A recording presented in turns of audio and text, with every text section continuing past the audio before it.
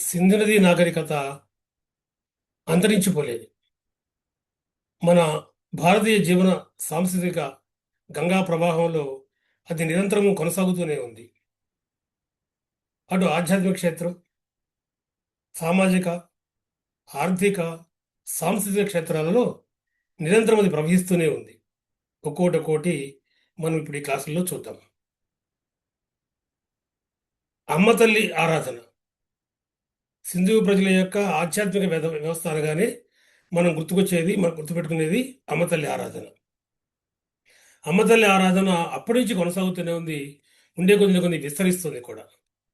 సప్తమాతృకల ఆరాధన, అష్టాదశ శక్తిపీఠాలు, ఆంధ్ర ప్రాంతంలో కనదుర్గ అమ్మవారి ఆరాధన, పద్మావతి అమ్మవారి ఆరాధన, వీటితో పాటుగా గ్రామ దేవతలు అసంఖ్యాకంగా గంగానమ్మ, పోలేరమ్మ, ఆంకాళమ్మ, ఈ రకంగా అమ్మ తల్లి ఆరాధన మన ఆధ్యాత్మిక మూలమైపోయింది.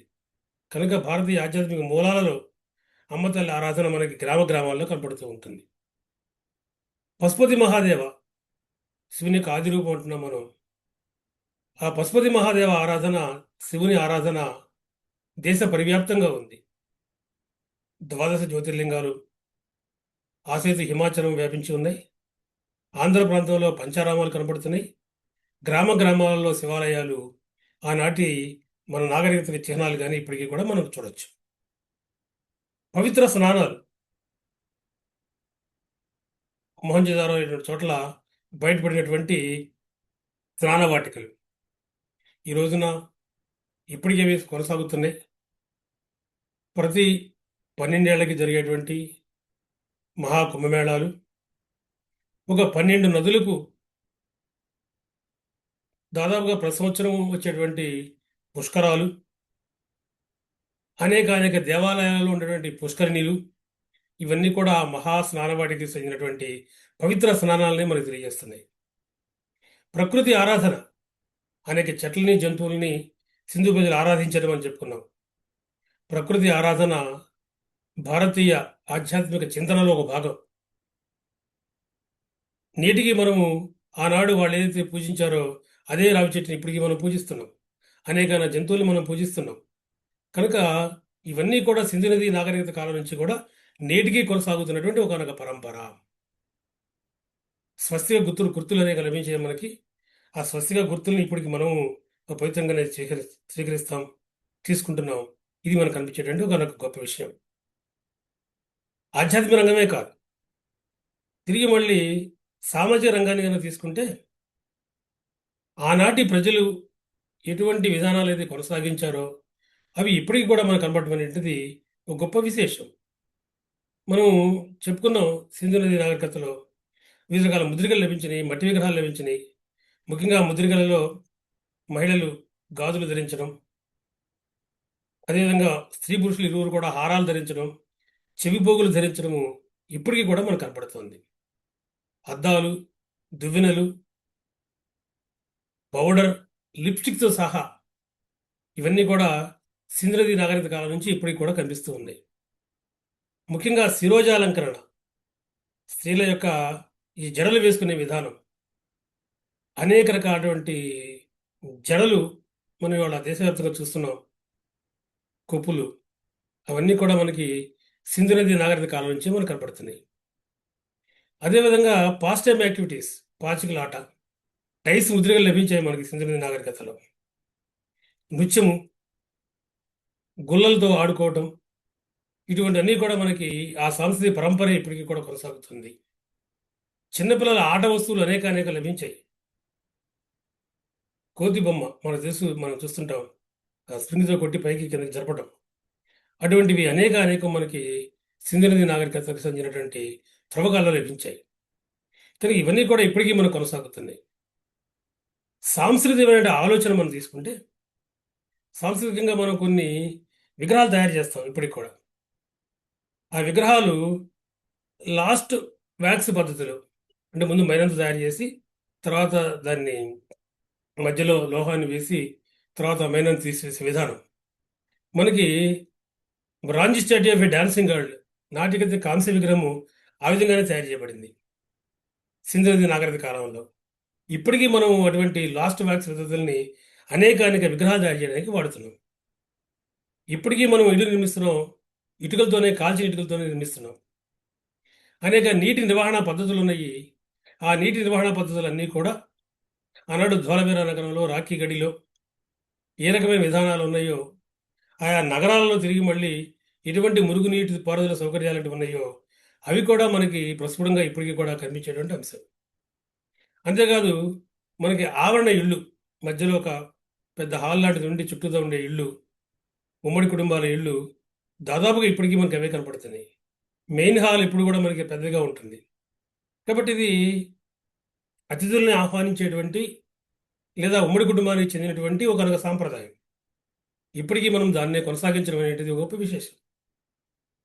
వాహనాలు కనుక చూస్తే ఆ రోజుల్లో మనం ఒక బళ్ళు లభించినవి మనకి రవాణా కొరకు అని చెప్పాను. వాటి గురించి మీకు ఏం చెప్పాను అంటే అవి కేకే ఎక్క వంటి బళ్ళు అన్నాను నేను. ఎక్క వంటి బళ్ళు అంటే వేరే ఏదో కాదు, ఇవాళ ఉత్తర భారతదేశంలో వాడుతున్నటువంటి అనేక వాహనాలు. కనుక అటు ఆధ్యాత్మికంగా, ఇటు సామాజికంగా, సాంస్కృతిక పరంగా కూడా మనం ఆనాటి విధానాన్ని కొనసాగిస్తున్నాం. ఆర్థిక వ్యవస్థను తీసుకుంటే గోధుమలు, బార్లీ, యవలు ఇప్పటికి కూడా మనకు తెలుసు, మనకు ప్రధాన ఆహారం అదే.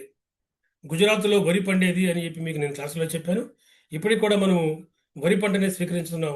ముఖ్యంగా దక్షిణాదిలో, అదేవిధంగా బెంగాల్ అనే ప్రాంతాల్లో మనకు స్పష్టంగా కనబడుతుంది. అవే ముఖ్యమైన పంటలు.